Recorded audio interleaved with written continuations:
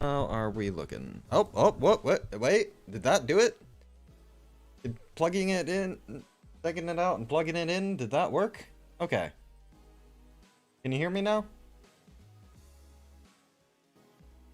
Let's see. La da da da da da da da. See if any of chat confirm that my audio is now working. Okay. Technical difficulties solved. Battle complete. Okay. Let me get back onto my page. Okay.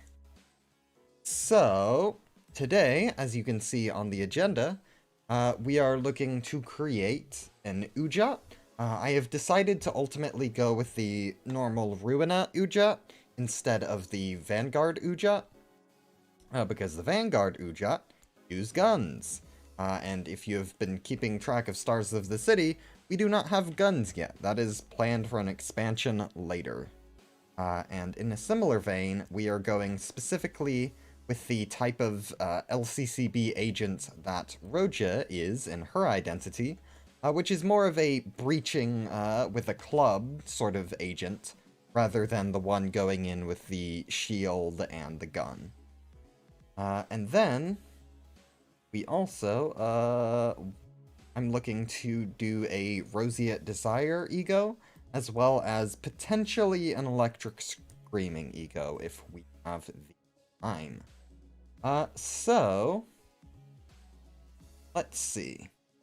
So, for the E.G.O, let's just jump right into it. So for speed, I think the E.G.O, the dice rolls in Ruina, are very different from in this system or in Limbus, so probably best not to refer to that. I think they aren't really the type that look to be like rather slow or anything, so I think D8 is not bad. Honestly, D8 plus 1 might work. They are supposed to more be on the tanky side, but I don't think that necessarily means that they have to be slow. So let's go with D8 plus 1. That way they're decently fast, but not like super speed. Drink some tea. Okay. And then number of speed dice. Let's do 2, and for light regen. Normally I make these sorts of dudes either 1-1, 1-2, 2-1, or 2-2. I'm wondering, because these guys are definitely made to be like late game enemy, but at the same time they are still foot soldiers. I think I'm going to just go with 2 light regen, but have a passive that can give them more. I think that's what I'm looking for. For hit points, since they're 2-2 enemies, let's look at middle brothers, who are kind of similar. I'm thinking probably around 80. So let's do boom. Boom. Do 40 for... How much light did I give them, the big brother, or little brothers? So 6. 6 light. I think... yeah, probably around 6, maybe... I'm gonna say 7, guys, because I think E.G.O should be a little stronger in most ways than the little brothers. No, around there. What are their resistances in? Okay, very blunt focus. Then what about Vanguard? You are fatal to blunt and resistant to slash. So, let's do -2, -2, then -2 here. I think that's a good resistance spread. for a late game. So, and feel free to talk in chat if you have any suggestions, any questions for me also. These streams are very much made to be places where you can feel free to ask questions about how I design things, all that.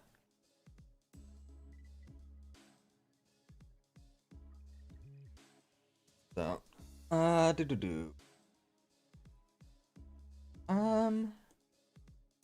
then I think we've got the basic stats down. Now let's look at what passives they have in.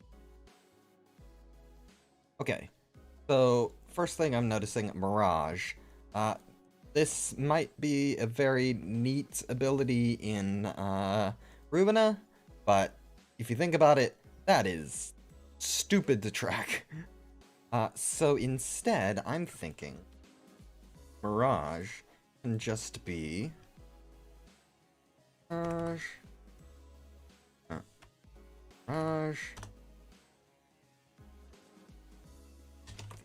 end of scene.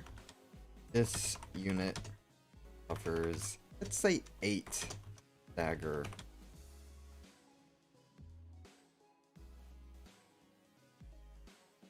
I think it's just resist.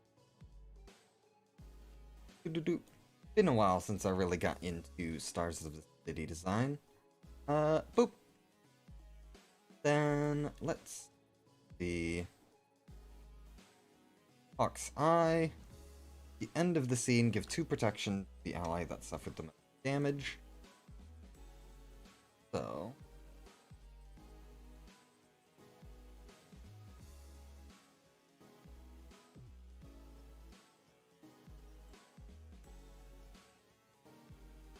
Let's. If I do, boop. I shrink this. Way you can be a little below the sword and I don't have to guys.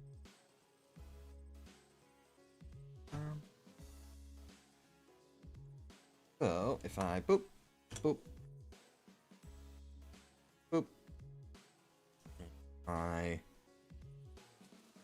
so say at start of give 2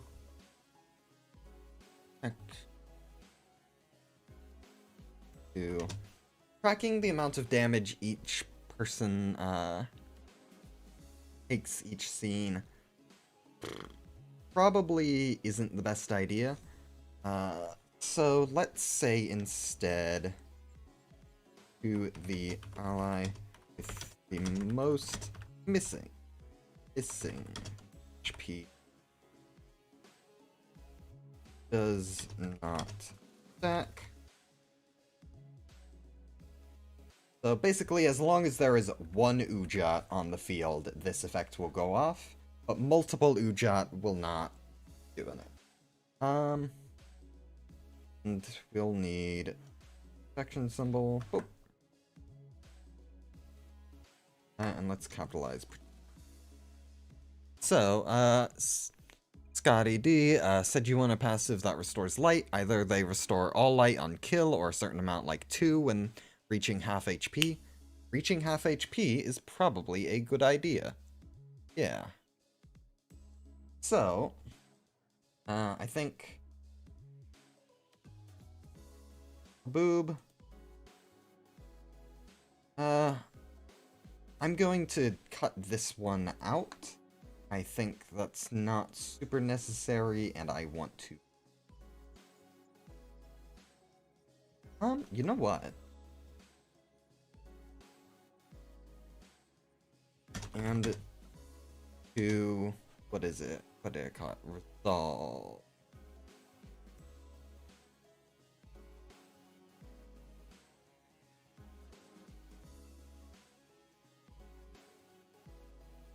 Resolve to the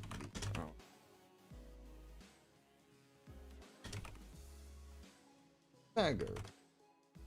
I want to use this status a bit now that I've. So essentially this is stagger protection for those who haven't seen the new update. Boom. That is that. So let's get back to that light regen idea. Let's see, what do we call this?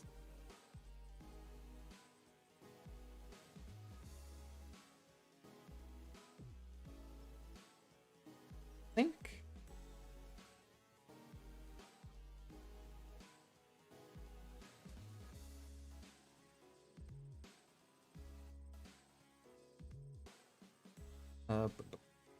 you serve. Let's do that. I do for a little bit. You'll say reaching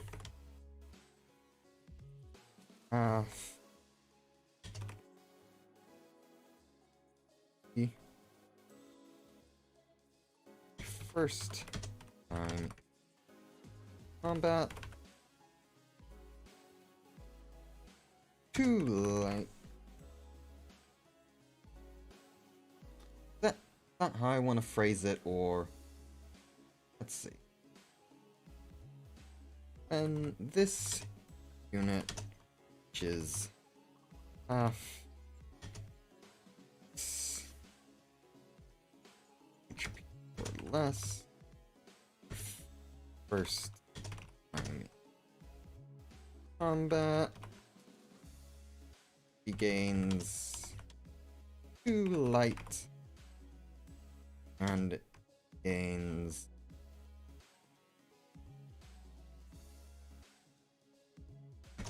status. I got next.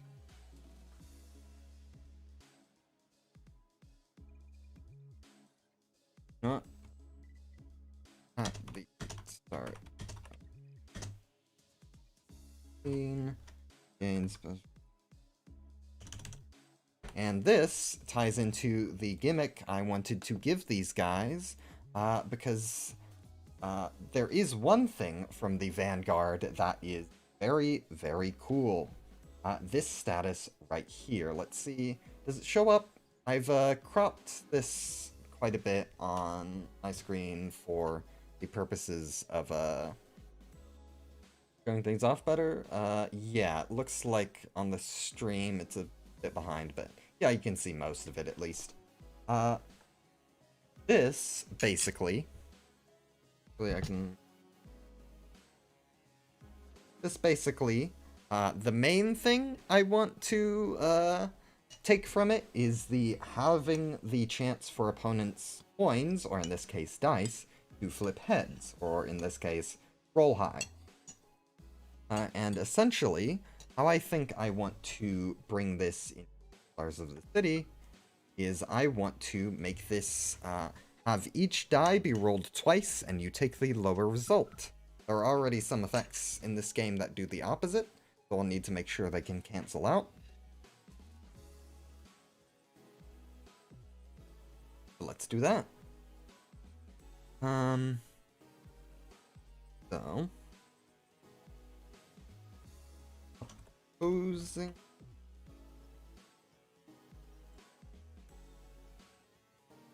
the skills, opposing unit, roll dice twice and take the result.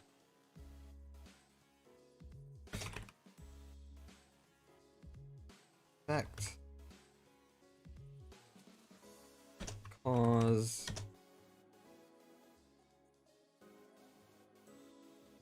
skill multiple times here result both effects out dead, and I'm gonna have to combine the merge cell.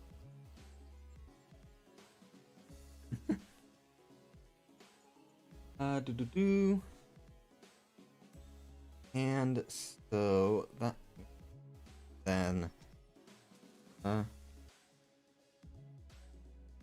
move status. So they get a powerful buff for a short time when they reach half HP. And by the time you're fighting these guys, one scene will last quite a while.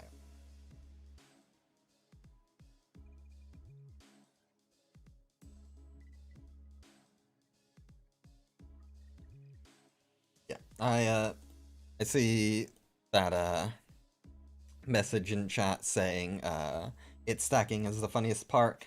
I do kind of agree, but at the same time, it kind of feels like it could get very annoying. These are late game bodyguards, and it's only applying to one of them. So if you've got a bunch, yeah, you know what?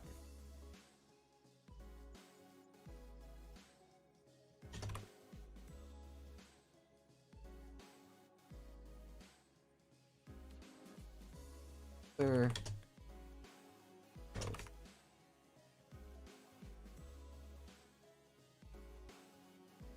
Oop. Okay, yeah. Let's have it be a little crazy.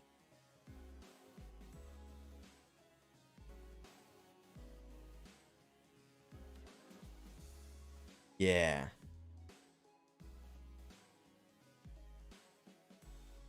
Yeah, makes sense. I think you've got a good point there. Fixer Golden Glow. Fixer Golden Glow? I hardly know her Golden Glow. Anyway. You guys can feel free to kill me for that.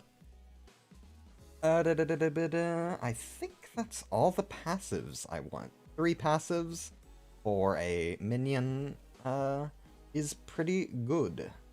Don't think we need anything more than that. So, thankfully, we have a pretty good selection of skills to choose from right off the bat. I could put a limit on how many on the field at once, but honestly, that's just kind of up to the GM how many they think their players can handle.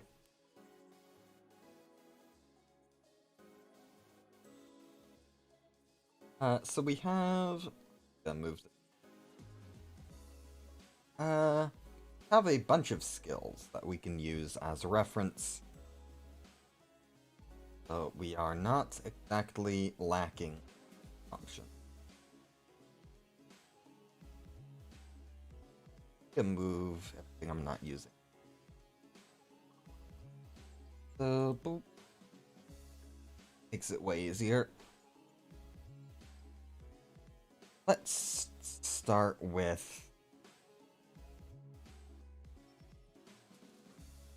seeing, as I'm looking at these skills, a lot of overlap. Not a terrible thing, but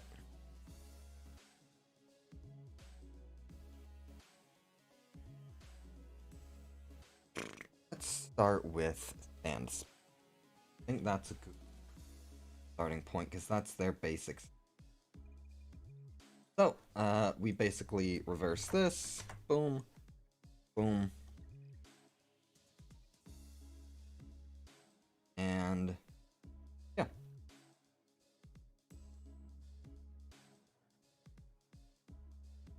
Yeah. Yeah, that's fair, Fixer. I think that is a kind of good way to think of the Ujat. They're something you kind of need to focus on before killing whoever's guarding. Assuming they're guarding someone, not just fighting a bunch. So, I don't want to... You don't want to translate these anything from Ruina 1-to-1, because that can get, in some cases, boring, in some cases, a little overpowered, some cases underpowered, whatever. There's a very different scaling from the system to the original game. but you can definitely take the basic. So for instance, this would probably be D6 plus something, maybe a D8, two D6s plus 2. That is noticeably above what most players would have as a baseline, but not above what players could get with some buffs. I think it's fairly reasonable. That's kind of the space I want most enemies. Boop. We have the name, so we get and hit. Welcome back, Fira. Let's do hit. Gain 1 protection.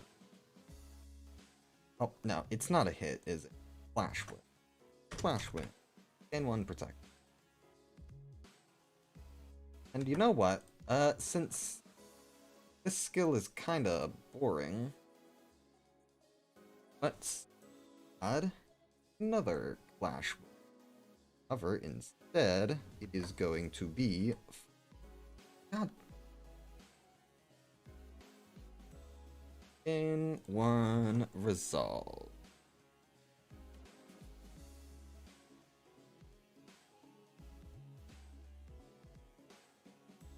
There we go. So this is very much something you want to win the clash with. And I feel like that's pretty strong just on its own. So I think we are good to go with... Now that my brain remembers that this tab was over on the right, now it is showing... hang on, you can't see my mouse, can you? I'm looking at that now. Window capture, properties... Capture cursor. Oh, what's it doing there? Boom, boom, boom. Is it... Oh my god, why are you suddenly blank? Capture cursor. You have to move this to... Boop, boop. Oh, no. Why are you not registering this as... Alright, enjoy a view of Audacity for a second.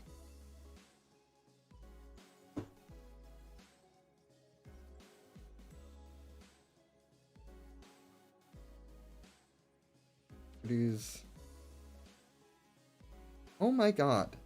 Will you please pick up this browser as a valid option? You were doing just fine a second ago. Stream dock. There we go. Oh my god. Why are we having all these technical difficulties?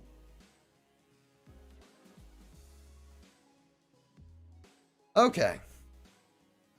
That should hopefully not be a problem anymore, and now you can...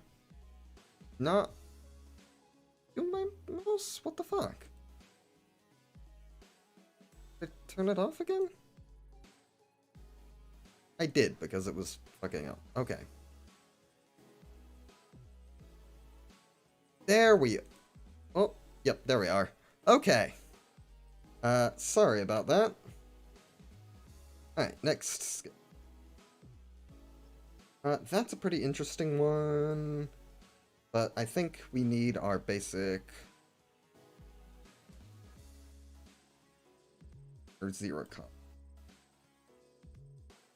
That is harp. I'm sure I'm going to mispronounce a lot of these names. I'm not making an elite Ujat yet, because we don't really see any such Ujat in action at the moment. We only see the ones from the reception and also the LCA, which I'm not doing just yet. But I could be convinced at some point to make what a theoretical Ujat leader might look like, based on descriptions we have, and just amplifying the sort of normal Ujat strategy. If that makes sense. Boom, boom, boom. Okay, so this is, I believe, 2 blunt. We do not have D2s. You know what? No, no. 4. And 6. And that should be just a decent blunt. And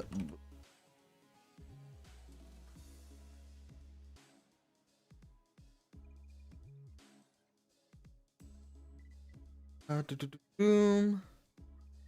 Let's go with, was this on hit or yes, on hit. But I think one, I don't want to do too much next scene buffs unless it's like a big thing that kind of really matters. Want to be conservative with that. And also I just don't want to have gain protection on just everything. So instead, I'm going to say this is hit, heal additional stagger equal to protection on self max 5. Okay, so I think that is a good way to kind of make them synergize with each other. Whatever E.G.O gets this effect will be popping off. And it's strong, but it's not overwhelmingly so. And by the way, I could absolutely add syncing to these guys, but I think the way I want these guys to kind of be themed and the way I want to design a lot of units going forward, I don't think I would even put syncing on the LCA E.G.O, despite the fact that they have it in Limbus, for a couple of reasons. One, I just want to move away from the idea that every unit needs a status effect. One of the main ones, anyway. You know, the classic tremor, burn, charge, poise, whatever. But also, I think a lot of modern Limbus IDs are very much leaning into having as many statuses as possible, even if the kit doesn't really do much with them. So I kind of want to ignore that part and instead focus on kind of the theming of the unit itself, because I think that's a lot more important. And if the theming of the unit doesn't really fit the typical theming of a status, I will figure out how to sort of represent that status in a different way, if that makes sense. Like Eye of the E.G.O. That's a very sort of almost sanity-focused effect, having basically the intimidation causing you to roll lower. That's a pretty good, I think, way to get the idea across, rather than just having a bunch of syncing. Yeah, sort of more like Ruina's design. Yeah, so that doesn't mean I obviously won't be having a lot of... It doesn't mean that every single unit is gonna have their statuses ignored. I obviously want to represent that, but I'm being selective with when I do. So like the index might receive syncing, they might not. It might depend on like the sort of part of the index they are.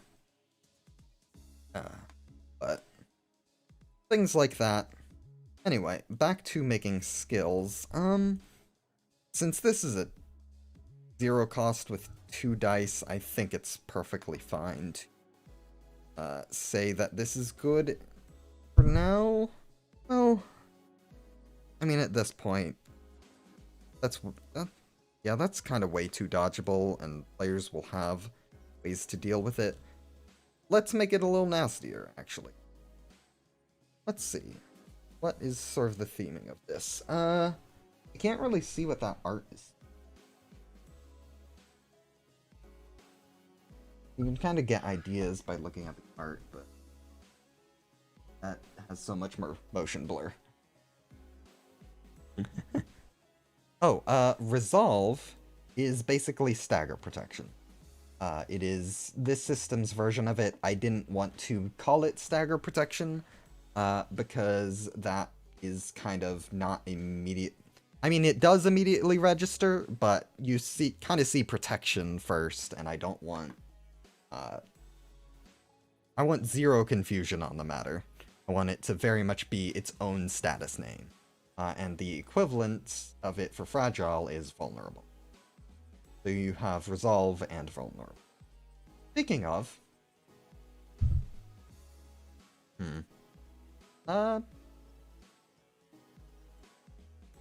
Inflict disarm, that could be good, yeah. So... Hit. Inflict. 1... Disarm. That could definitely work. It's not going to hit very often, but if it does, it could mess you up. Yeah, stagger protection feels like a mouthful.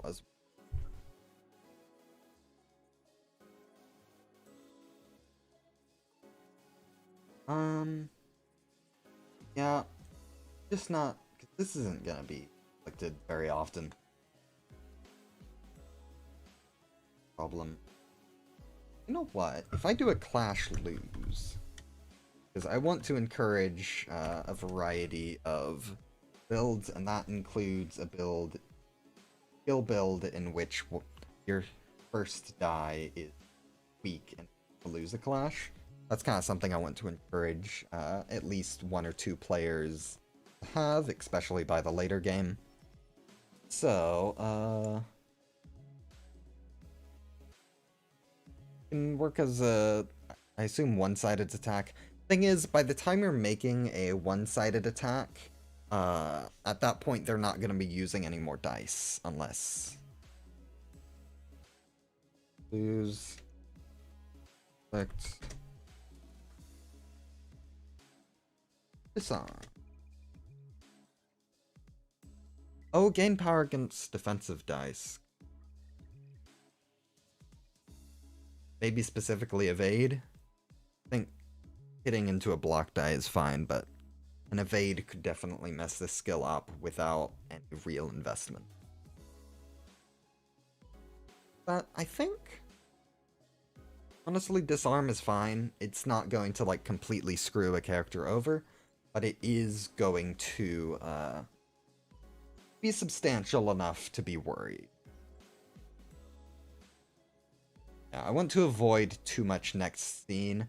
It's not something that's completely off the table, but it is something I want to use sparingly.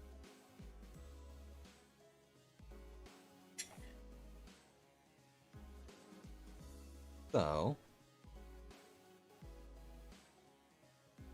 one of these skills is probably going to Axe, because I don't think a generic needs a full 6 skill kit.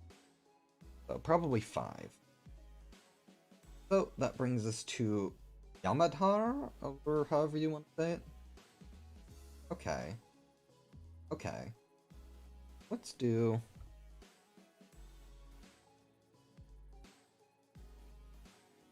yeah. Oh, there we go. Yamadhar. Boom. Boom. You know what? These guys... I haven't given them aggro yet. They do have this, which helps them protect their boss. But... yeah, they probably should have it, shouldn't they? I think I'll put that on specific skills. I don't want to make every single skill given.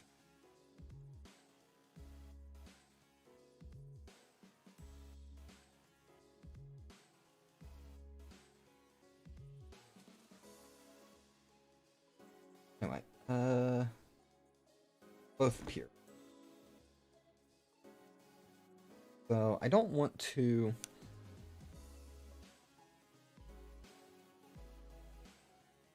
yeah, it's a pretty neat card. It is something I want to figure out. Not gonna be able to adapt it one to one.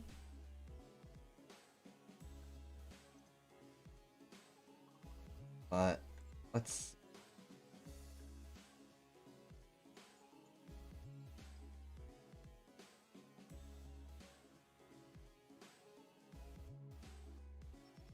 I guess a clash win if the total power this 5 or more.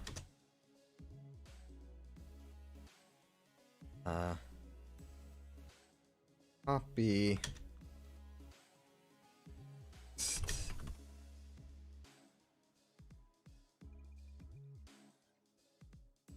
Okay. Then I don't want to make this thing nasty. I haven't used.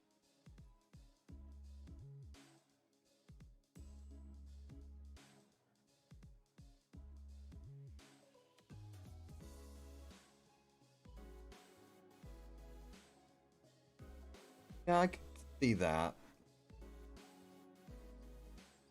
I think just having it be requiring a bit of a higher roll is fine.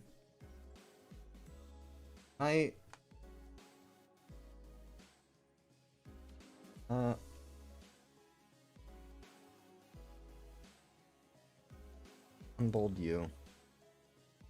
Hit. Predict 1 vulnerable.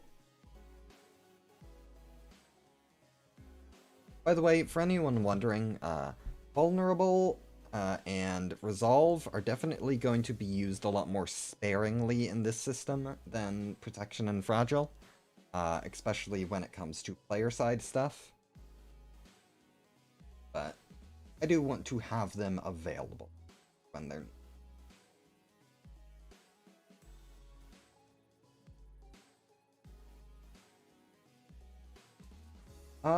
Reuse the die. I think I want to generally keep that on the die itself. I think when another effect, another die makes it reuse, it should instead just be called a copy. I think that's how I prefer to work.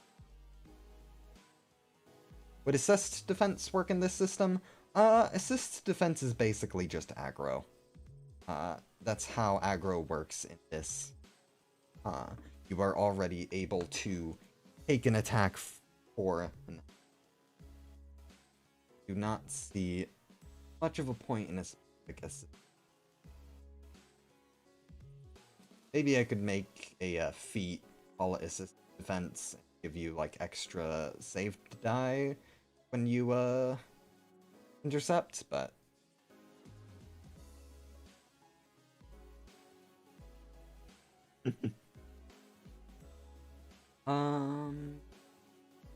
Yeah, that is actually a good idea for a feat. I might do that at some point. Okay. Anyway. I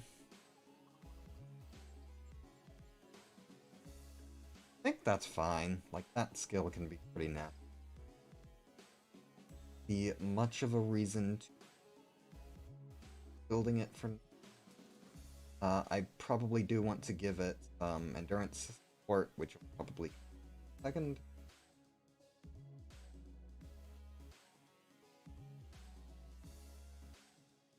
Try convert it.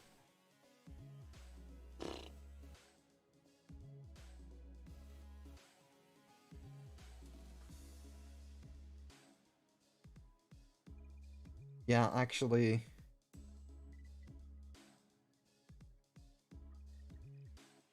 I think you're this.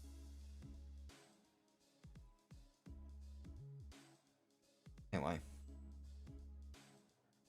Oop, copy you. And.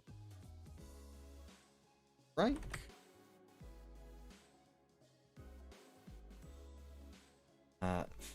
Flip you.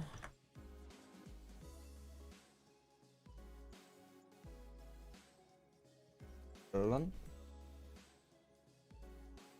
Let's just make you different. So let's do that, but then I think that works. then I think I want you to be... I think I want to change how... Because, like I've said before, next scene effects, while they're on the table, if the on a generic enemy, I don't really... Because these skills are going to be thrown out there all the time, and if you're having to keep track of multiple instances of these, that will get a little frustrating. So instead, give an ally currents.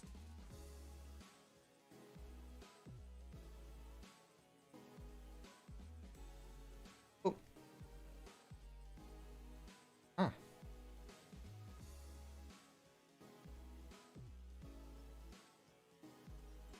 Oh. Oh. Okay. I want to do it. And let's do a check on this. Check power +2 if target less half max. Stagger Riz. I think these guys should they're very much focused on staggering opponents. That is their thing, and avoiding being staggered.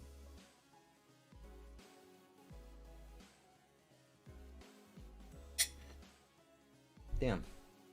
Finished my tea already. I guess it is. It's been 40 minutes. Wow. Time flies. So, let's see.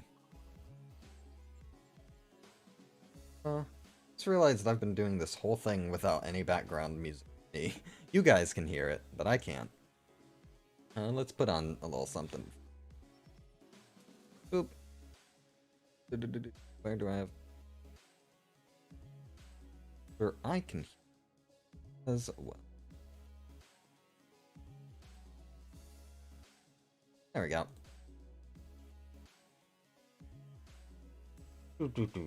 And...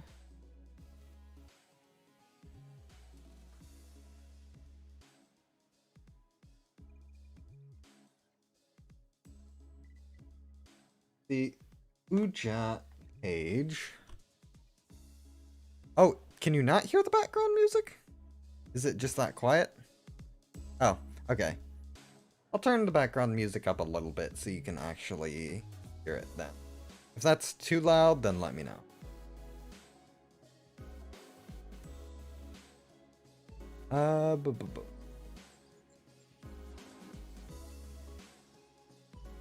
So the E.G.O, that's pretty boring for a major page. That is not a notable... Okay. Still too quiet? Okay. Should be able to hear it now.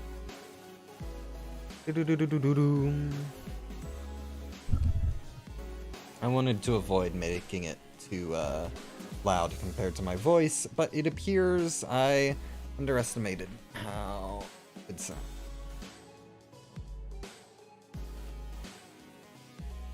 Okay.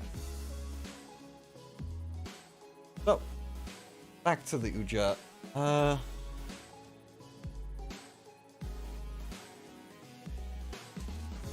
want to give this something real special. Yeah, it's very dry, forgive the pun, sand.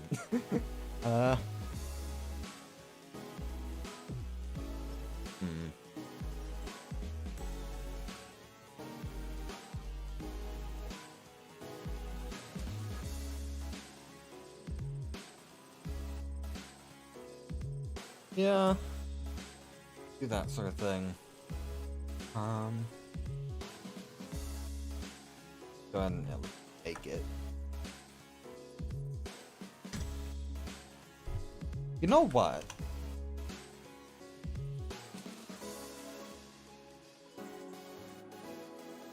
We have... Eye of the E.G.O.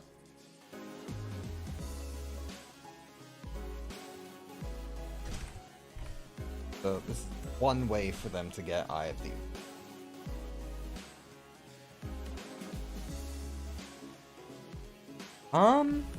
Getting a prosthetic, I think, would mostly just be a narrative thing.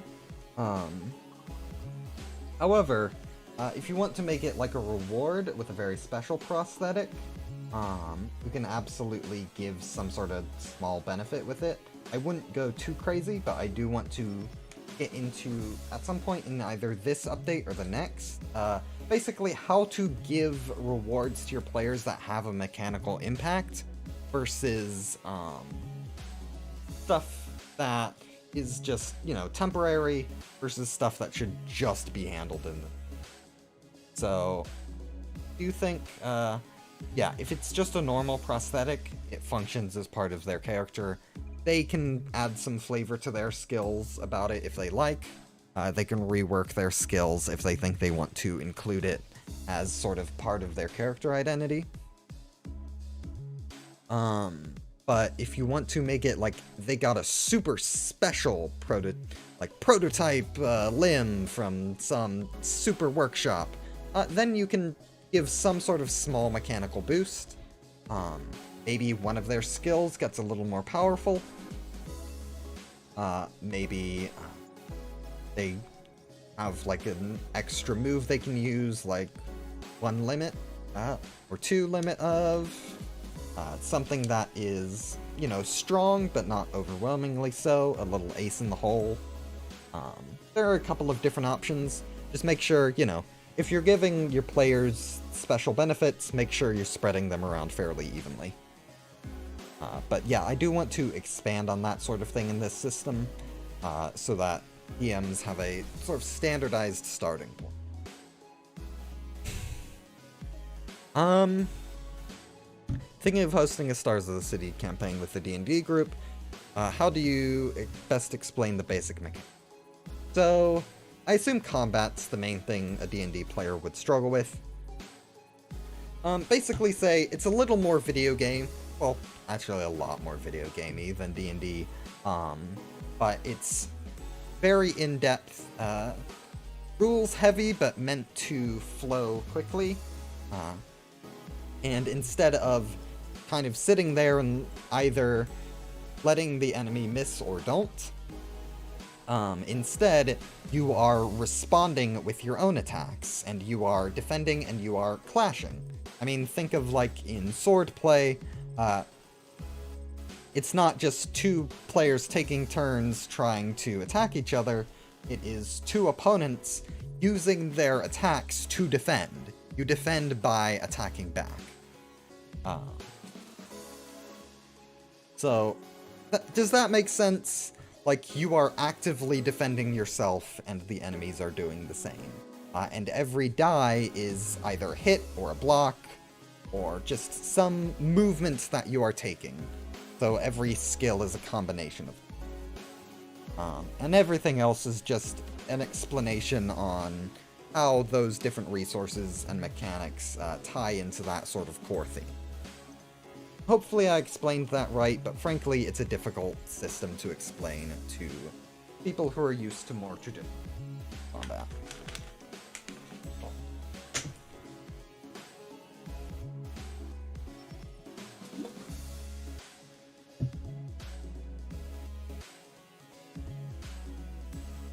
Let's give this a limit.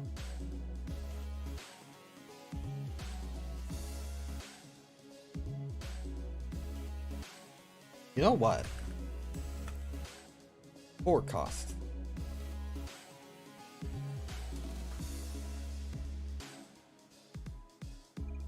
You get buff L. So, boop. Boop. And is it all blunt? Yes.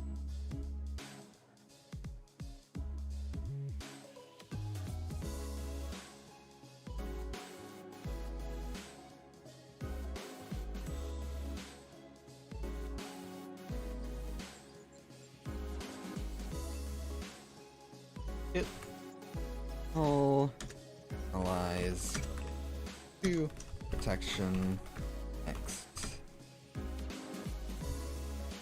I don't usually capitalize. Bye.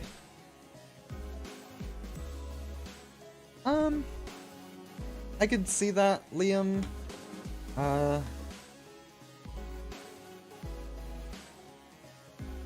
Also,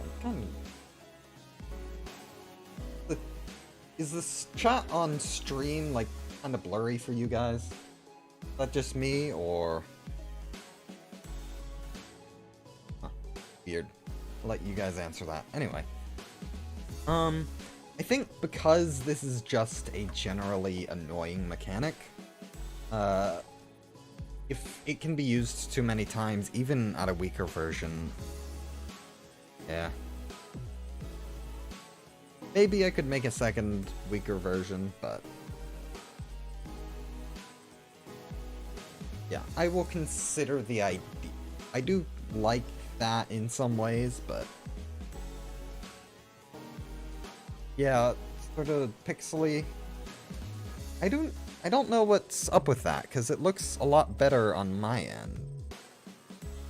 Yeah, it definitely looks readable, but things look a lot more crisp on my end.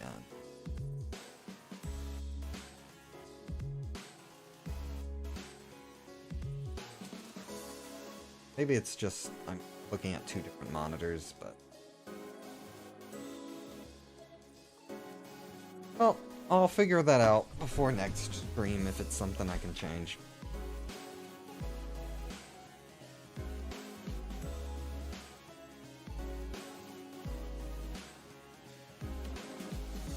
Yeah.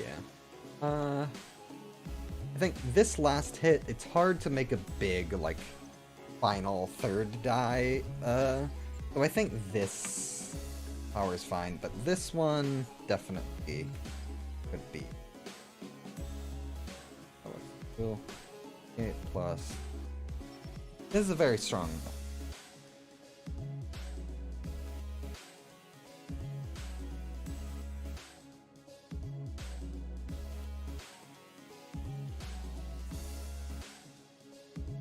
Yeah, there is, there is this skill, but I could probably put it somewhere else as well. Something like protection matter.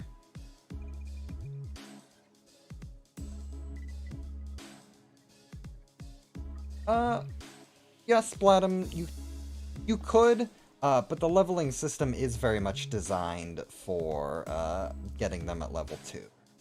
So I'd say, yeah, I mean, it's absolutely possible. You can do a lot of different things with E.G.Os, but just keep in mind that the balance is going to be slightly off. Most of what you get at level 2 is relating to your E.G.O.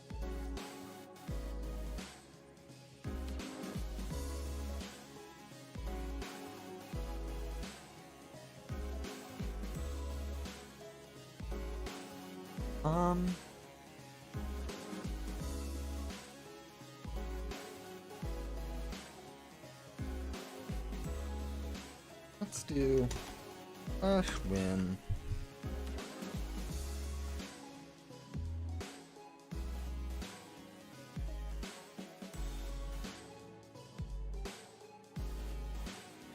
And also, Splatum, if you're doing that, you very much, because Tef E.G.O and Zayn E.G.O are very much like, they're mostly doing what you can't do with normal skills. Once you get into like He and above, that's when you get into some crazy shit. And so that's something you're gonna have to take into account to make sure your players are having that bigger E.G.O feel rewarding. And that very much, if you give too much freedom, they can absolutely break stuff and do stuff that wasn't intended. So, I would definitely recommend sticking to E.G.O at Zayn, but there are ways to make it work, not do.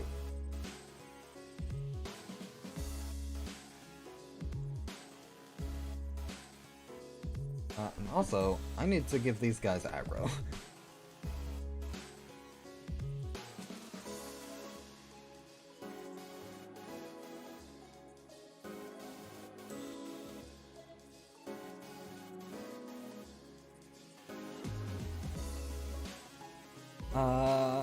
ArcTrooper asks, how would you balance a fluoresced E.G.O as a new form rather than a big singular attack?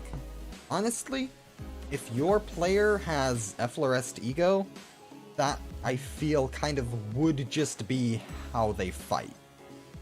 If that makes sense. Like, I know there is, like, the Zhao page that gets stronger over time. But, frankly, the way, like, Pryor did it in Time Heist, he kind of always had some of his E.G.O, and then once he used the big attack, that passive activated, and then he sort of had his full Effloresced E.G.O. That's sort of how he themed it. If you really want to get crazy with some new forms, you can absolutely do so, with permission from your GM, but it is definitely a lot more work, and is not something I necessarily want to support in this system at the moment.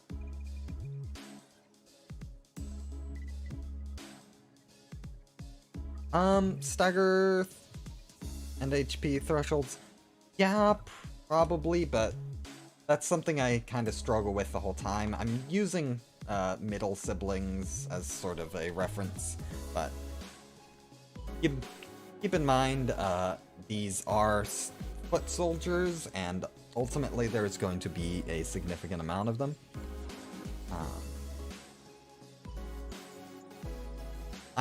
I am still kind of working on tweaking these sorts of values, but they have pretty solid rolls and a lot of protection.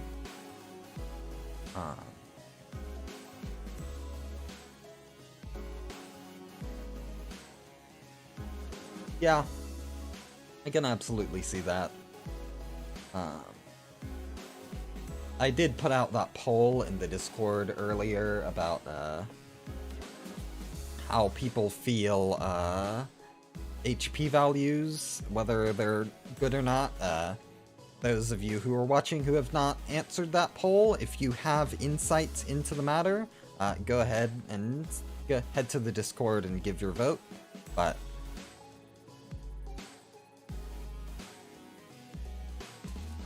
okay. Good to know, Ham. More insight into that is definitely helpful.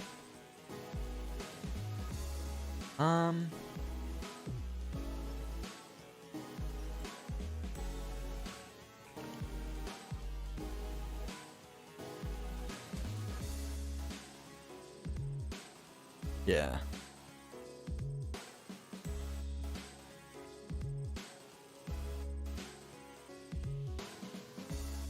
I'm sorry, 4 players or level 4? Because that's very much...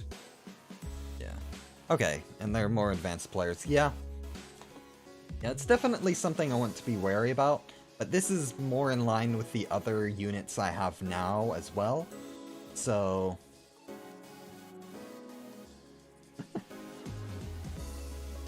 yeah.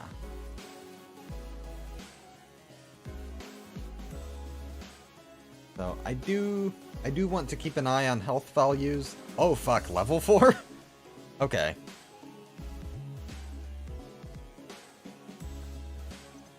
Yeah. But that is very good to know. Holy shit. That is... How are they even doing that? I know you said some homebrew, but... That is crazy.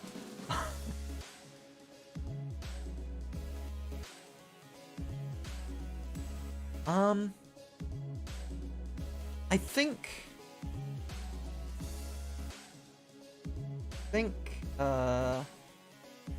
so Liam says enemies should last at least 4 to 5 scenes. I think that's a bit too high for grunts. I think, like, a mini-boss, yeah, probably, but for a grunt, I think 3 or so scenes, at least, this is later game. Later game wants fewer scenes, to both benefits and detriments, for the sort of the system's balance, but, they definitely, there is a change there, and so while 4 to 5 scenes is great, probably for early game, later game, yeah, I definitely want to keep an eye on that. Yeah, I'll talk to you, Ham, about maybe shadowing a session. That would be very helpful. But up to your players, of course. And Split him. Sorry for taking a minute. There are campaigns run on our Discord somewhat frequently. We have an LFG section.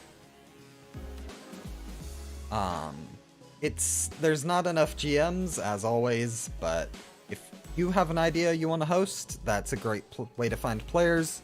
If you want to join a campaign, you can wait until one appears.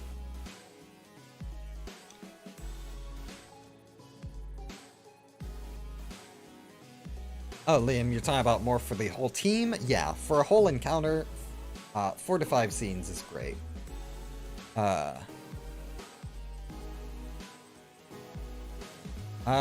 Longest the combat should go, if it's not like a crazy finale boss fight, probably 5 to 6, unless you're like really early game.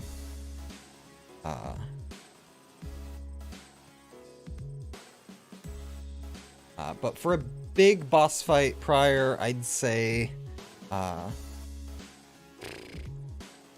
big like multi-stage boss fight can be possibly even half a session, or even more. But that's like for a finale ending arc, or finale ending battle, whatever. Yeah, good to have you here, Prior.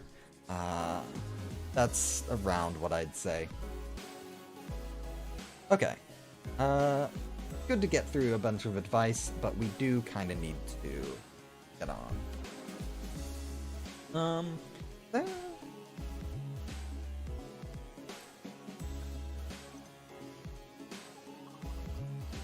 Conflict, bind, and fragile equal to protection on self.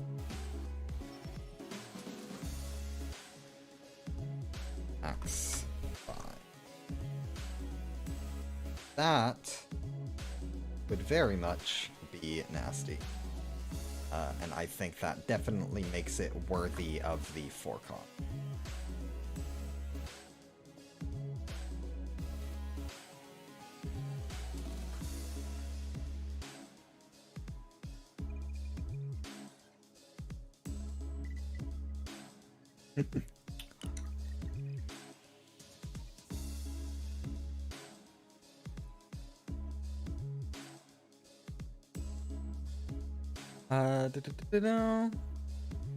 I do see your point with safeguard,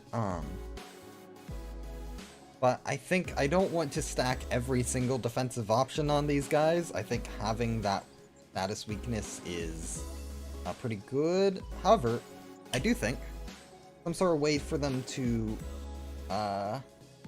dust off their status, essentially. So let me, after use... You know what? This is a one-use skill. Let's say this is their way to just shake off all statuses. Remove all elements of self. Boom!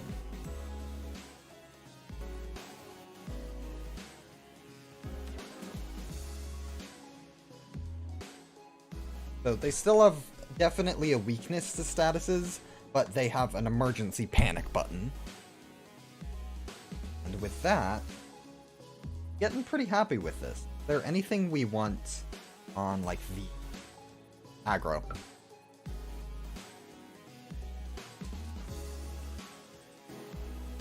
On use, in...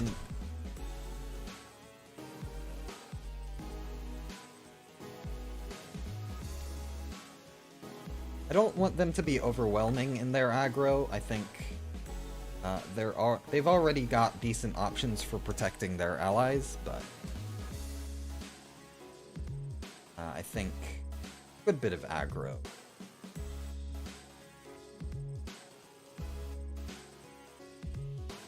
There we go. So now they don't have aggro on every skill, but they have enough to keep it up.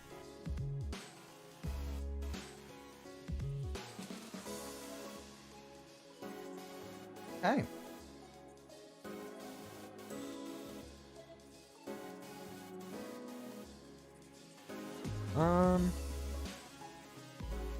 Maybe one possible idea is to give aggro to the ally with the highest HP or stagger. Maybe?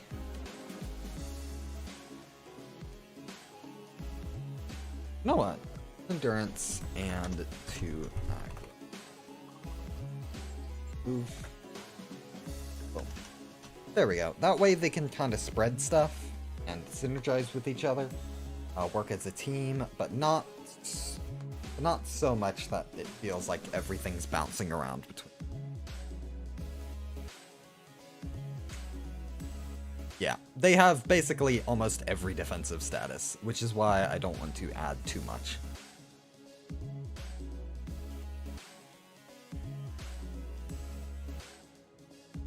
But they do have the whole shebang.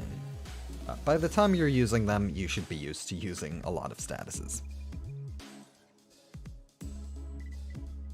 I think this is good. I think these guys can absolutely control the battlefield without feeling unfun. That's kind of what you want.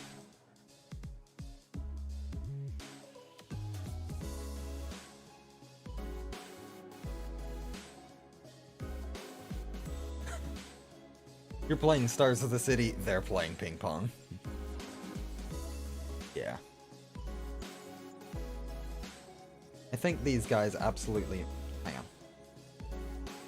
Let's... Oh, there we go.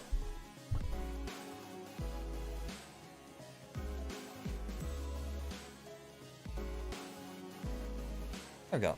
I think I like this. I think they have a lot to kind of give players trouble, but not so much that players will feel like they can't do anything. Actually. Ugh. You want to be mean? Target loses 3.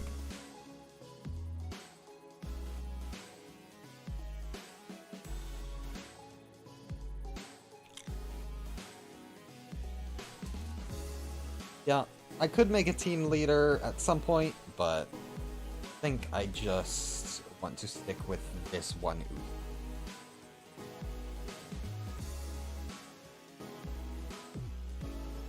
Now, we will move on to the LCCB. However, I need to run out for just a second. Let me... Oop. Burp, burp, burp.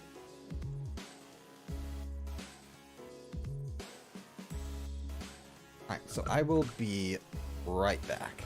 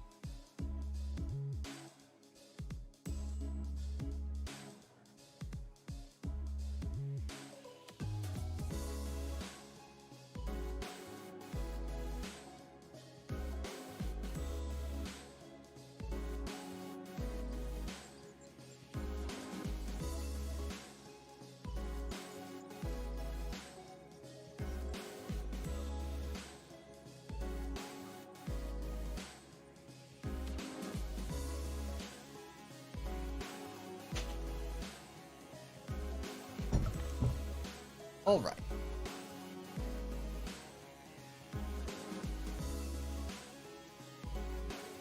Catch up on chat for a second.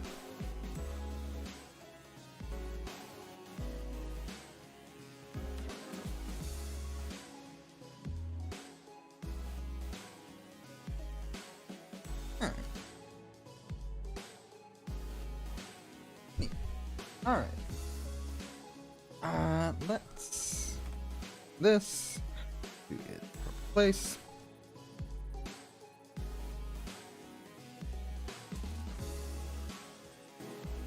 Okay. So, we are now moving on to the LCCB Breaching Agent. So this is the sort of Rhodia type. And they... Let's see. I can see the argument for the LCCB being just a 1-1. However, I feel like if they're given guns, the company has at least some expectation for them to be particularly competent above most folks. So I am going to buff them up to a 2-1 for this specific unit. And then the gun type will probably be a 1-2. But they are definitely not anywhere near the E.G.O. This is like the lower end of a 2-1.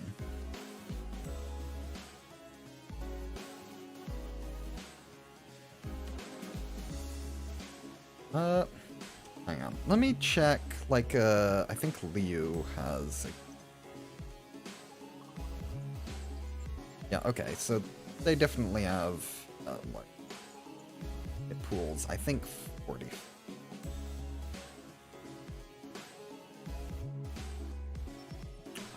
These guys are very much meant to go in, hit shit, and just make way.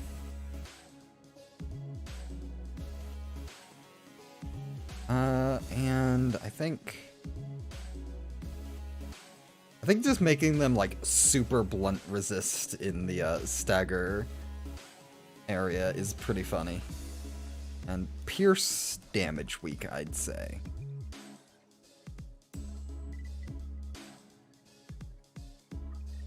Whoa. I think that's good.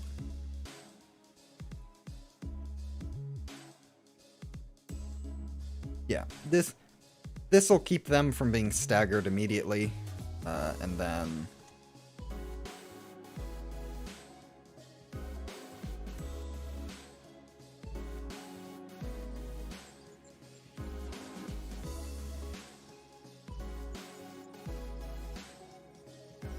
Okay.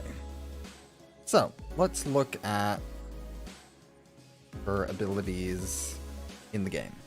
Very much a Season 1 identity. 3 Paralyze on Skill 1 is fun. This gimmick, also kinda neat, but doesn't really work.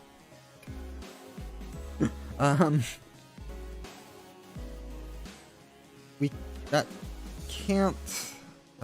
yeah. Oh no. We'll figure it out. But I think we only need, like, 4 skills for this one. And for passives, this is interesting. I noticed when I was looking at this earlier. Her actual passive, so much worse than her support passive. Like, on multiple levels. The only good thing this one has going for it is you can use it turn 1. But very much, yeah. Let's see. She wants to be fast, which we've given her good speed. Honestly, +2. Make her more consistent.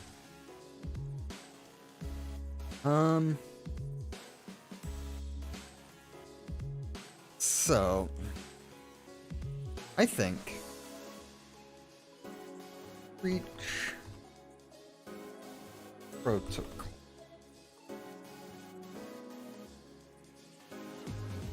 I think that's a more fun name. This unit's offensive dice +2 power against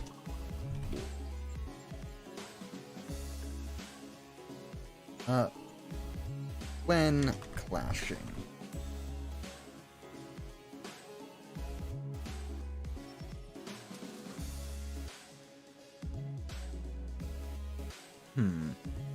Okay.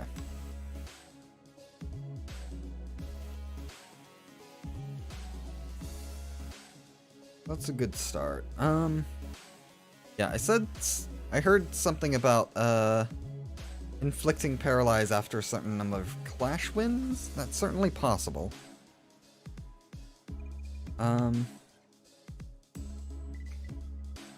However, I don't really want to track that.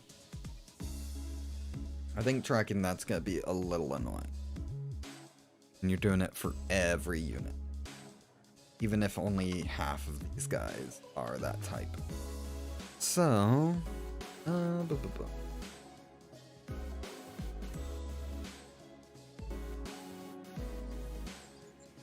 let's just get to making a skill and then see. So,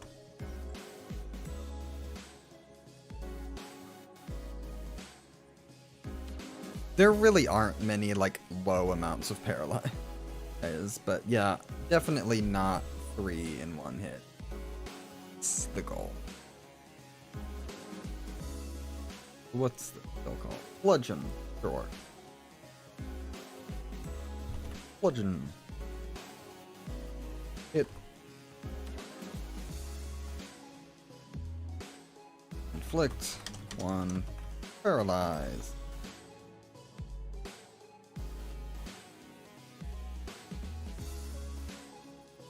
Whoop. And 2. Bind. I think that's good.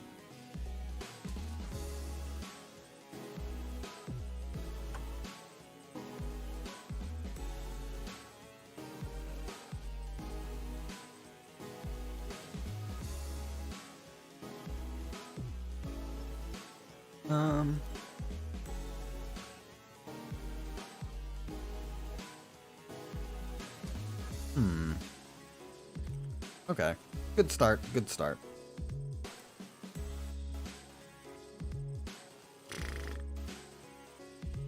Do thrust.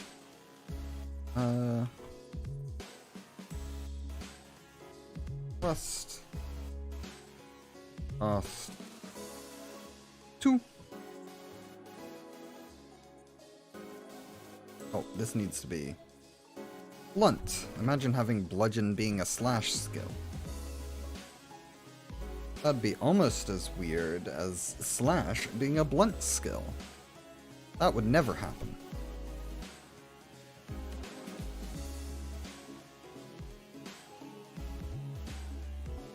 And since this is a thrust, if you look at the animation... Boom! Yeah, she kind of jabs with it as the second hit. Let's make that a pierce. You're still thrusting with a blunt object, but whatever.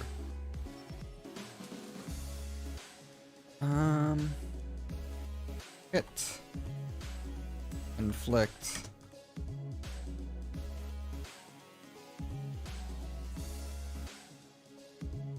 You're a breacher. You get a lot of disarm. Oop. There we are. Okay. And...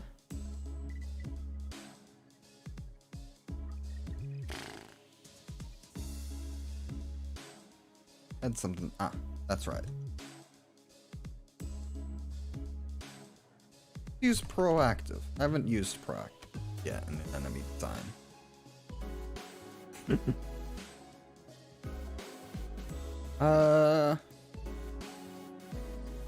Oh. No. Let's reduce that. All dice on this skill. Power. Half this units. Max plus 5. Then I'd say after use gain 1. Find as sort of you're overexerting yourself. Oh wait, it has a downside and that massive... Ooh, if I'm doing that much, that's a lot, isn't it?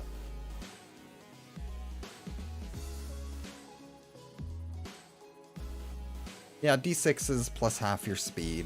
That's still pretty good. But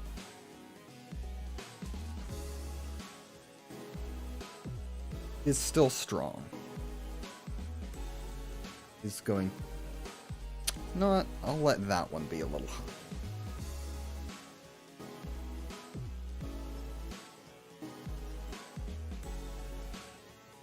Yeah. Yeah.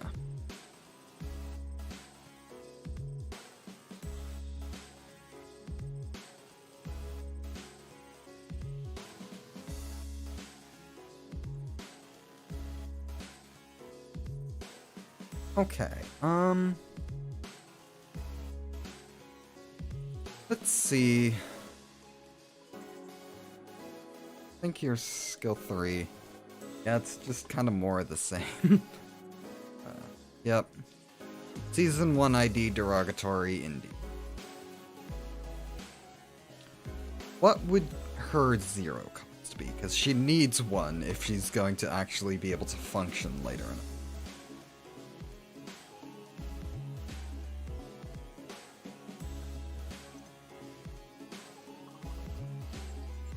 Nah, I think just gaining a little bind to keep her from abusing it too much is... It's not something that can be reliably used. It is a big fuck you, and then you're done.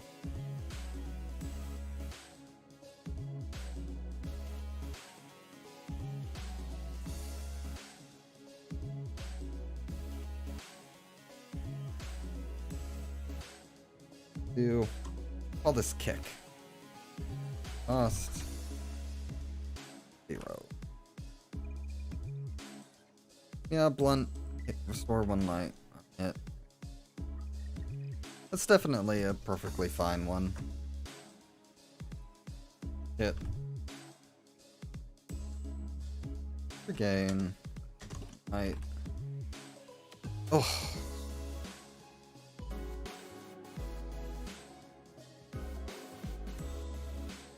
Oh, I had a really...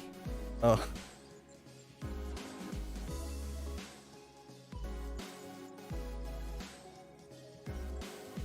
Is that too mean?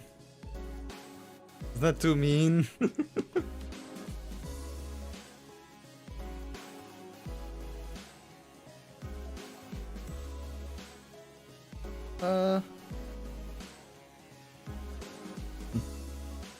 That might be too mean. But it is disruptive, and that is her job, is to disrupt.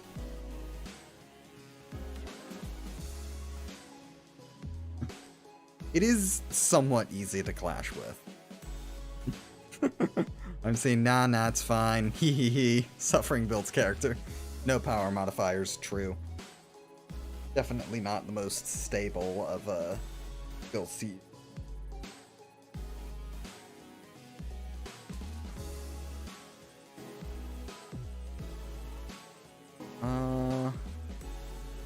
And then I want one more skill. I don't think I want suppress,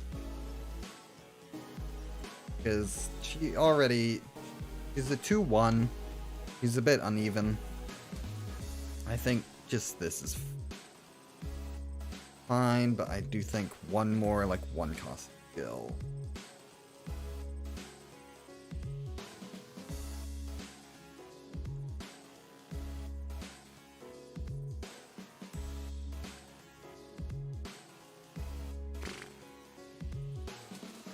I will...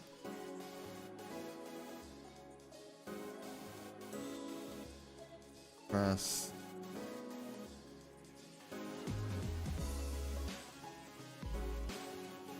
boom. Boom. I think...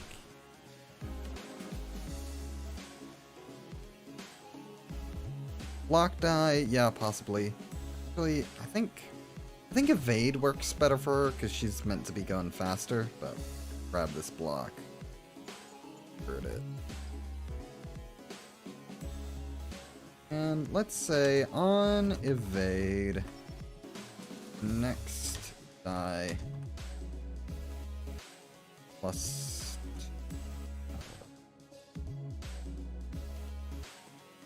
So she's kind of running circles around.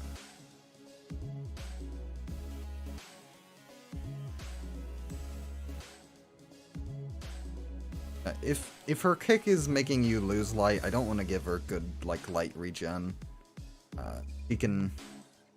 She's already gonna be spamming that later into the fight. So, I don't want to encourage her. But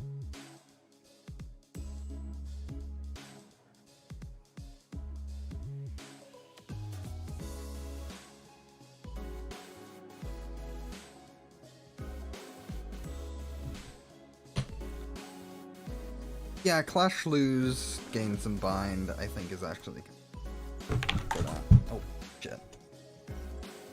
Sorry if that was loud. That's not supposed to. Oh, right. I will leave it. Dropped my water bottle.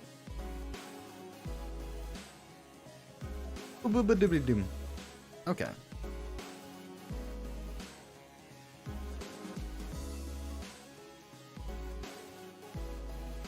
Okay, does she need another passive? You know what?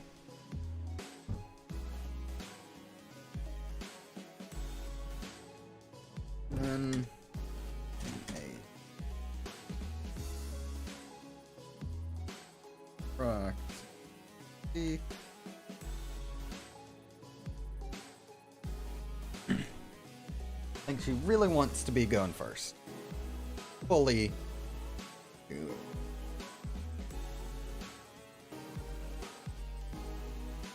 Oh, yep.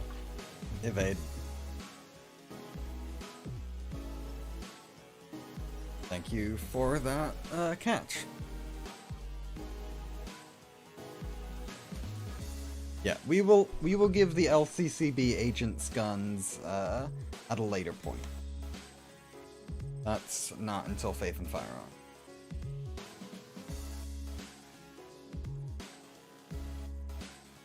First scene passive? Correct.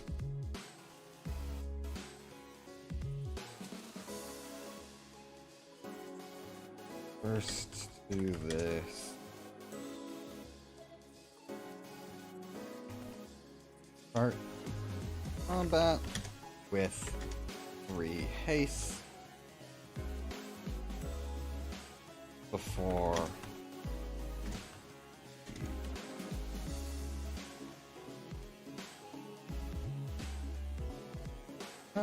now I usually capitalize. I need to make a uniform capitalization guide. Would help me, and that is on the list of things to do when I revise aesthetics. Boom.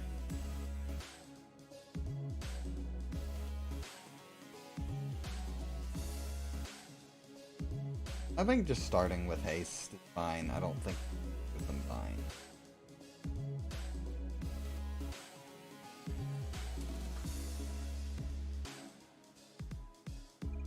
Okay.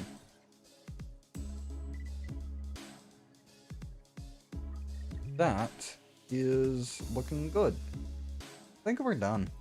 I think that is fine.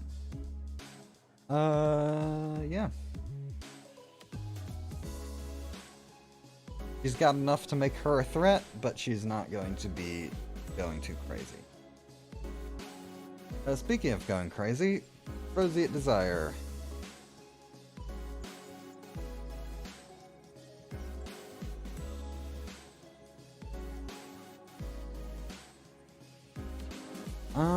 Okay. So. Roseate Desire. Let's look at this tab. Go.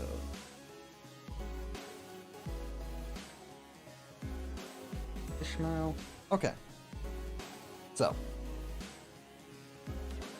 I think, obviously, has to be bind.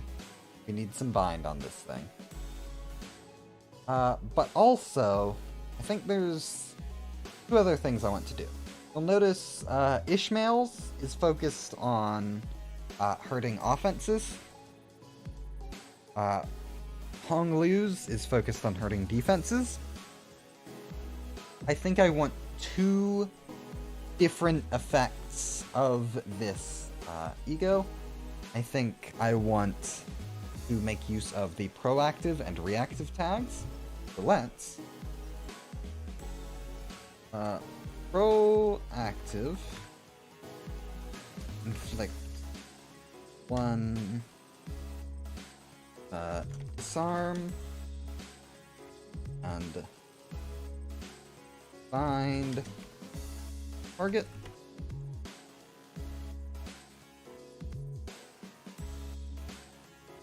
Reactive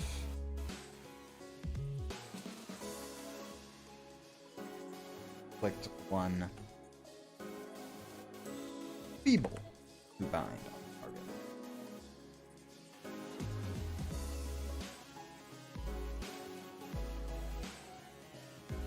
So, boop.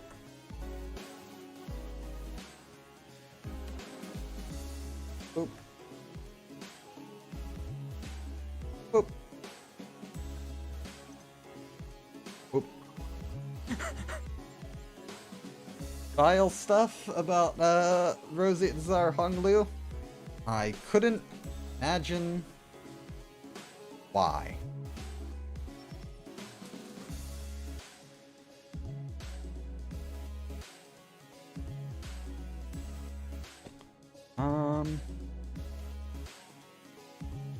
Anyway.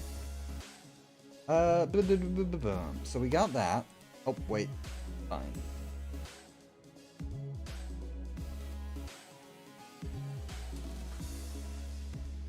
So many arrows. And also, it's not a part of these E.G.Os specifically, but I do really like the idea of giving these evade dice, because when adapting Limbus E.G.Os, you have to remember, the way they work is very different from Ruina. You can absolutely throw in some more defensive aspects into these E.G.Os that Limbus just cannot really have. So, I think, hear me out. Pierce. But in between those,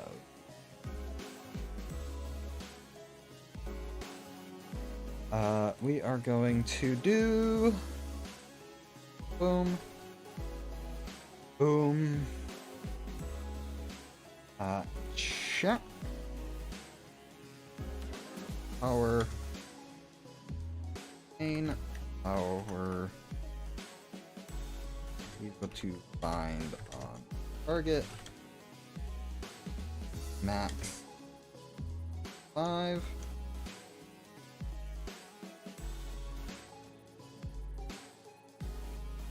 Gonna do both of that. So the idea is you are using the binds around both yourself and the target to kind of dance yourself around and maneuver both you and your target in a way that's advantageous for you. So that's kind of how the evade is supposed to be. And then after use, gain 2.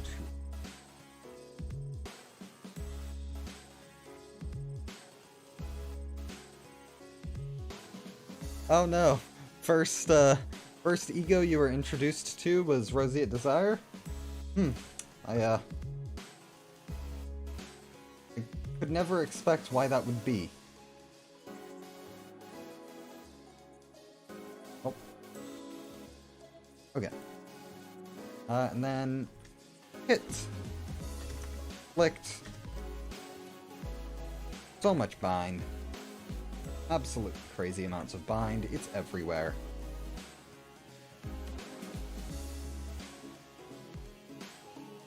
And then how big do I want?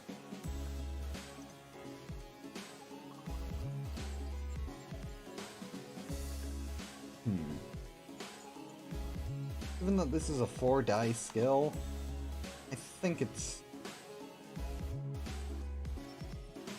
let's say... 9 emotion points?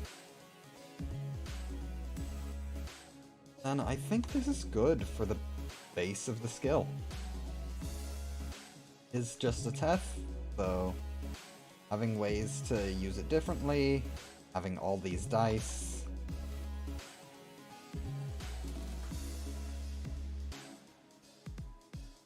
I think it's fine. I do want to put emotion points into the passive.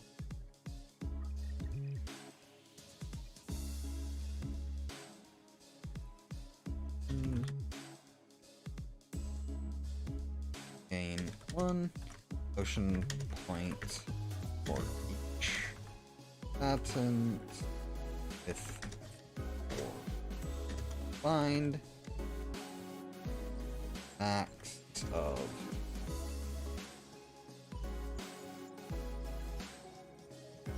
it's bind all the way down, baby. And what? Binding ribbons. Yeah, let's call it pink. Because binding ribbons, so much fun. Okay. So, I will wait a second for the stream to catch up. What do you think of this? Is there anything you would expect from it, or is this looking good?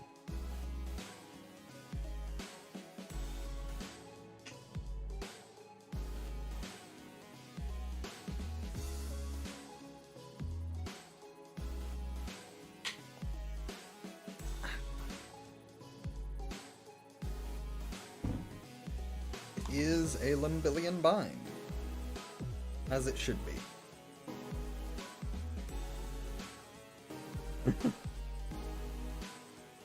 Yep. I do want more bind synergy in this. It's not meant to be something you truly build around like other statuses, but I definitely want more payoffs for it. Okay. And Electric Screaming. Let's get to that too. I think I can go for another 20 minutes or so, since that went pretty fast. So, Screaming Don Quixote. That's gonna be the main reference, and then we will also reference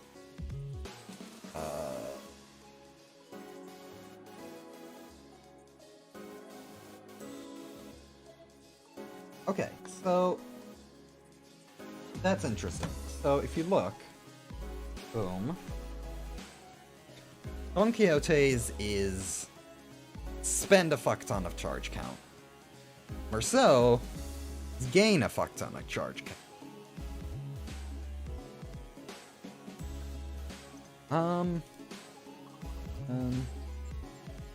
Merceau's also spends it though on the corrosion. What does Dawn do on corrosion?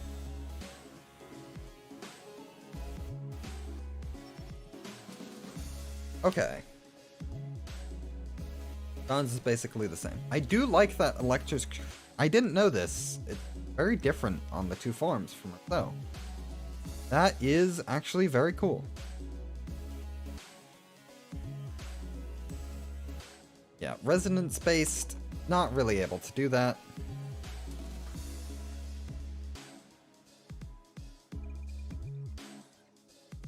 But let's see.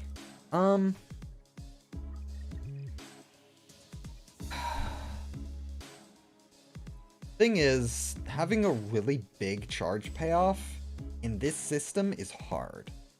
because charge, unlike in the other games, has a direct use, and it is a pretty good direct use. So if we are spending 20 charge, we want a big payoff, but I'm not sure how big a payoff I really want if we're trying to make it. Also, I am making this a he, even though these two are Teth. Simply because I want it to be a bit bigger, and also the amno itself isn't. Or heh, however you want to say it.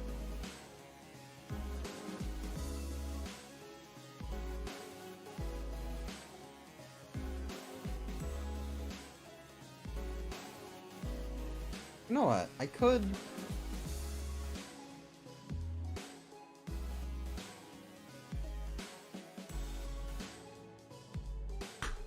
I have an idea. We're gonna do the exact same thing. Proactive versus reactive.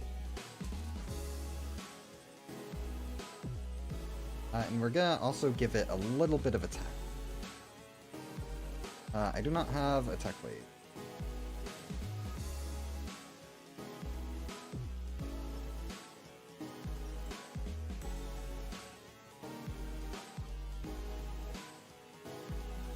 Oh.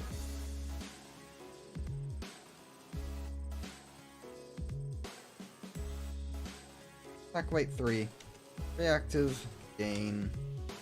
You know what? Fuck it. 10 charge count. You're losing out on 2 attack weight if you're...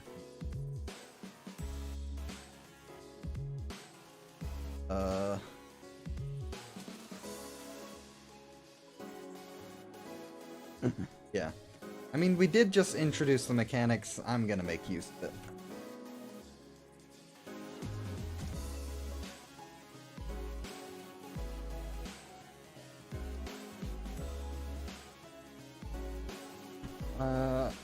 They both pierce? Yes. I think I do want a single blunt die.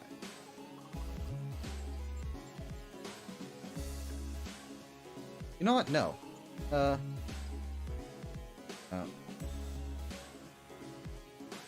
Block. Big fluffy sheep. Again. Gets to block some attack. Check.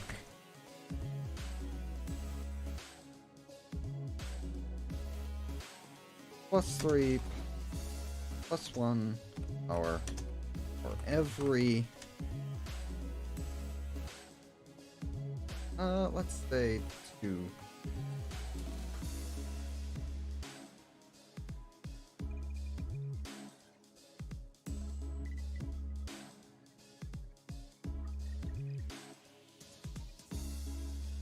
We'll do more or less the same thing for a Pierce die.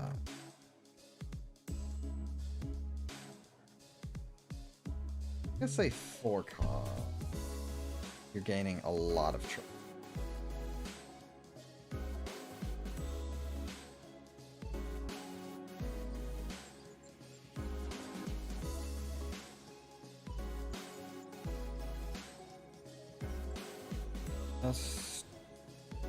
Cost of not being able to... I can see that, but... I'll kind of think about that for the passive, actually. Boop. Boom, boom.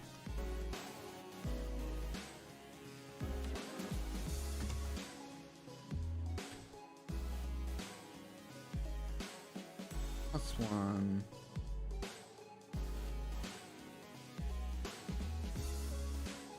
Damage.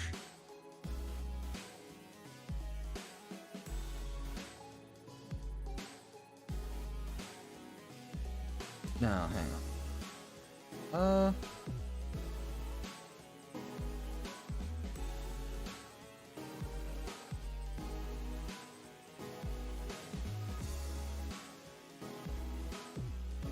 This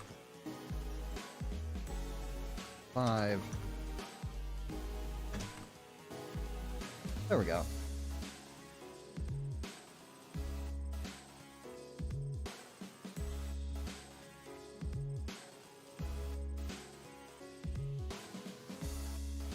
That lets you buff your others.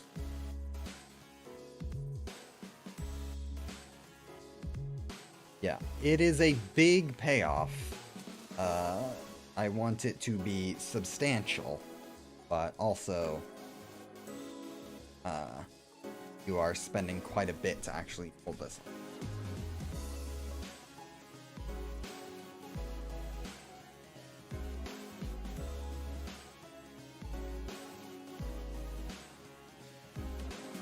I want to avoid taking, like, a new status. It doesn't have its own status thing. I feel no desire to give it one here. That is reserved for when I run out of ideas that can't be represented by a status. But I do want to go back to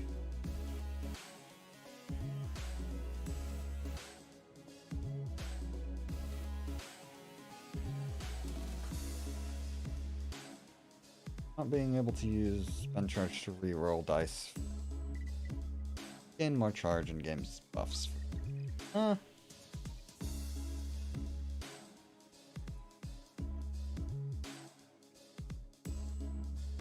are...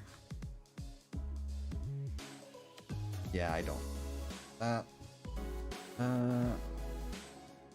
Yeah, that's not applicable.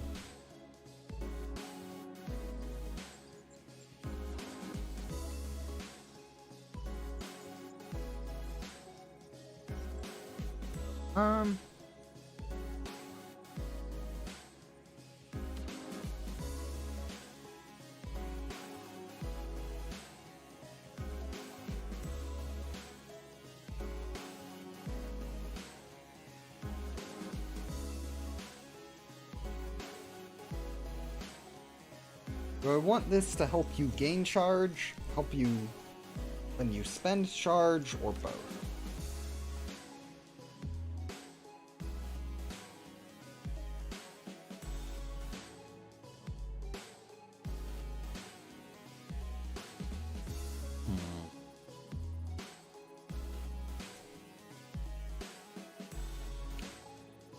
What?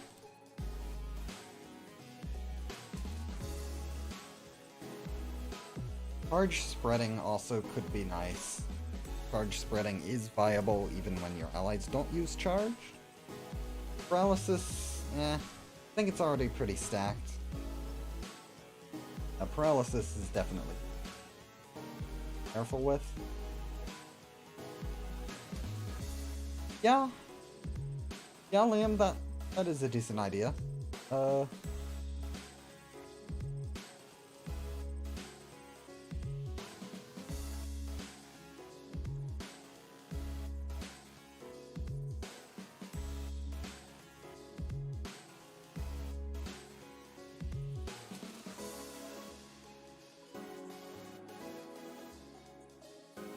Start.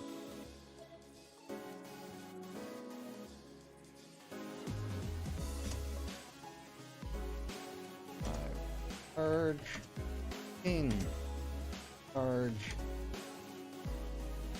HP.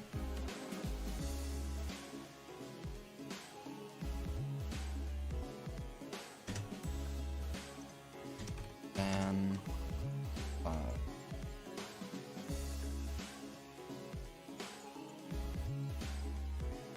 Two.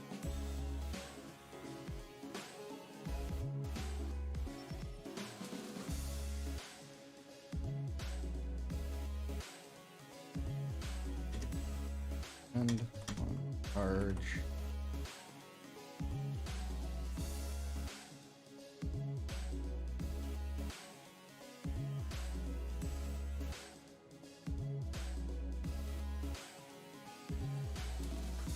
You.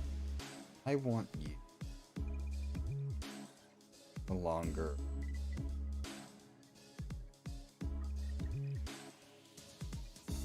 But long. Okay. Oh, big.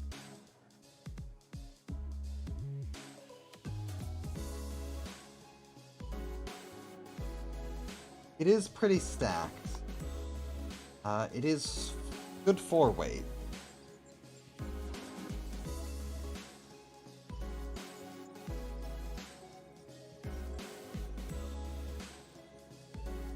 Gain 1 strength. Lose 5 dagger.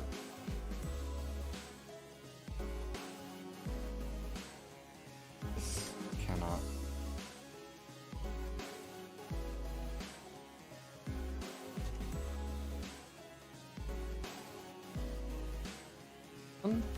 That could be a nice downside. I do want this to be a very strong payoff, E.G.O. Yeah, we will absolutely see the 8th association at a later date. They already have teased it with Ahab and stuff. Personally, I think it could be more of an exploration-focused association. I could absolutely see them, like, charting the seas and delving down into the ruins as well. I could see, like, maybe one section is focused more on, like, backpacking and cave diving, while, like, the south is more the navy we see. But the fact that it's taken so long, almost disappointing. I would have thought with them being teased with Ahab, we'd have gotten them in, like, Season 7 or 8, but E.G.O does explore some of the outskirt ruins, that's true, but that's not, like, their main focus is going out. Their main focus is staying cloistered. They go out to find stuff.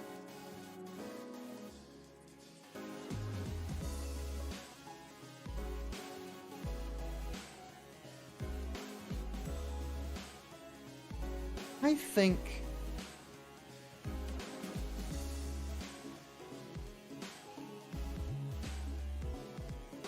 this is definitely a bit stacked. I think if I buff this up.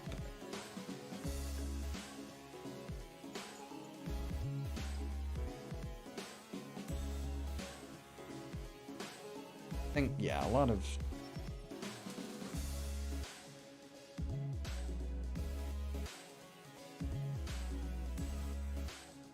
Yeah, I do want to give charge different purposes as we go along, but I think this E.G.O is fine for me.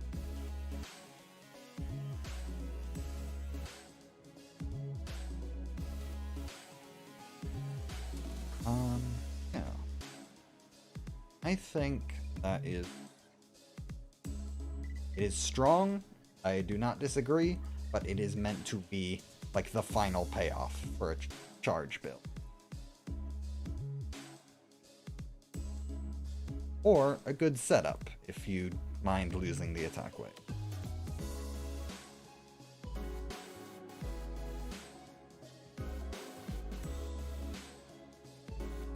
I can absolutely nerf this if people decide it's too strong, but I do like it as is.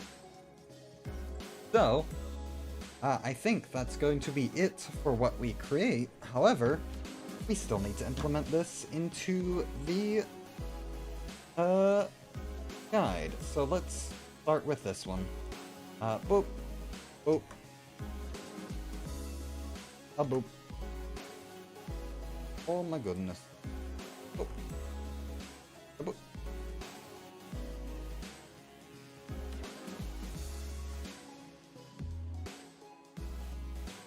There we are.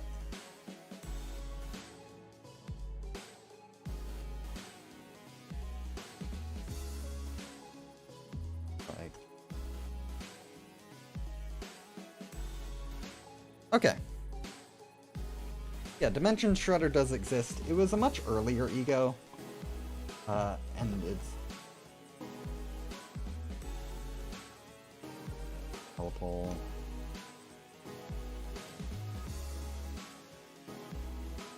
Oh, there it is. Yeah.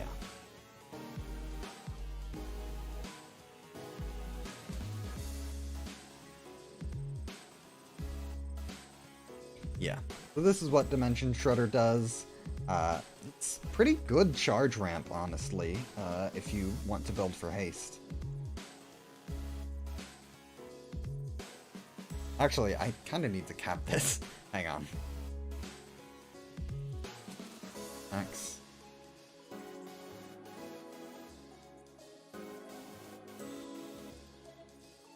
Let's go to the changelog. Cap. Spreaders. Passive. Added. Roseate. Desire. Electric. Goes. It's still a lot of charge each turn. This just keeps it from getting crazy if I ever implement like a 10 haste go or whatever. Okay. Enemies. I am going to count Limbus Company under wings, but they're going to be at the bottom of wings instead of where L-Corp would. Clock.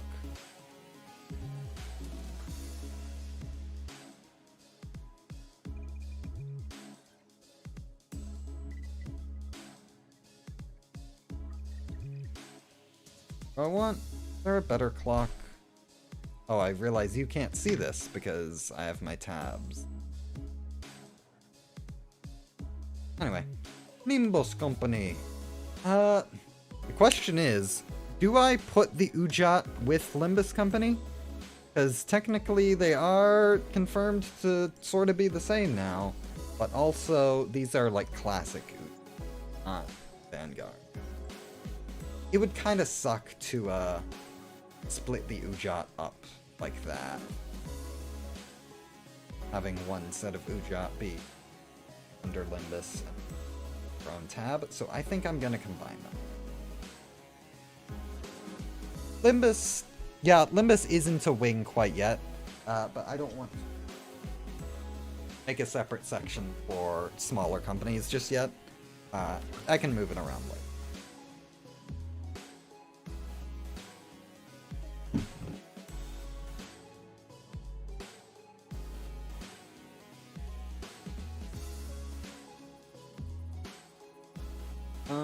Yeah, I am going to count them under Limbus, just for convenience sake. I know there's technical reasons why that doesn't 100% work, but I don't want to split them up or anything like that.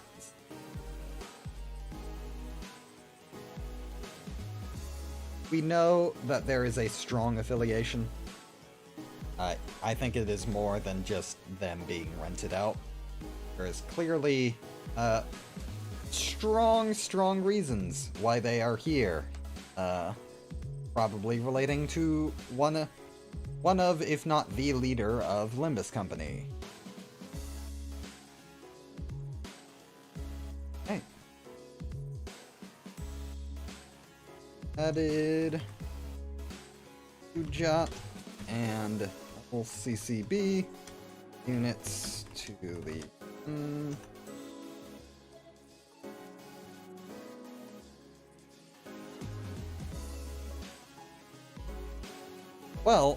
steam transport machine, you will actually see that was the first design stream we did, is this one. Distortion Detective, not really. Most stuff in Distortion Detective can't be easily translated over. I might do a city legend at this point if I'm inspired to, but yeah.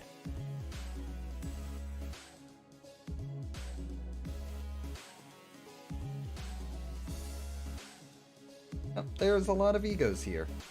If you're only looking at the art, you'll like half of them. 2 in each little section. Yep. Yep, we've done a lot. And we will be doing a lot more in these streams. So, My throat is getting a little hurt. I thought 1 day of rest would help, but apparently not. So I probably will not be streaming until Wednesday, when we do Kanto 9 Part 2. Yeah, most of you guys not checked in recently, because these have been around for a while.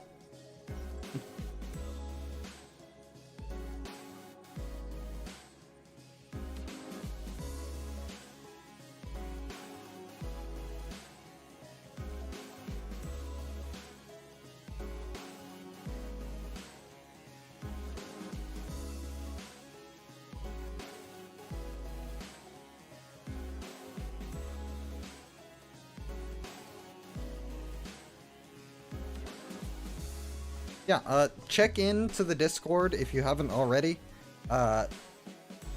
because we have a full changelog, so you can be notified of when I add stuff and what I add.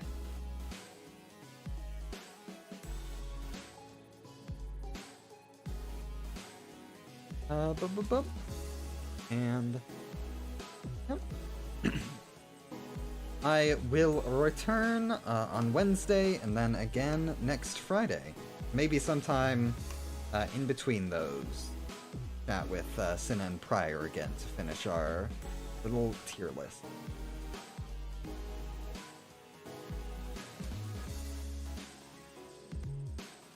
Evolve charge E.G.O? I can absolutely figure... Hang on.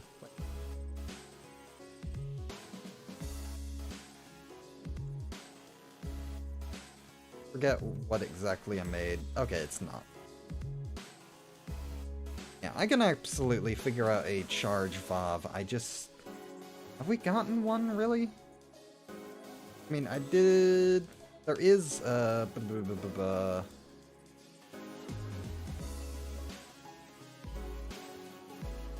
is it? There is Blind Obsession. It's not a lot of charge, but it's charge. But yeah. I can absolutely figure out a charge.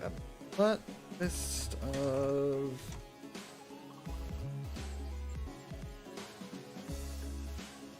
there. Yeah, not a lot of good candidates. Yeah, no.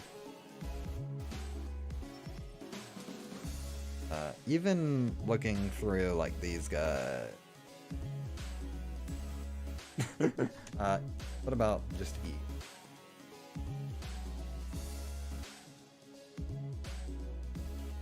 List of E.G.O. Is there anything?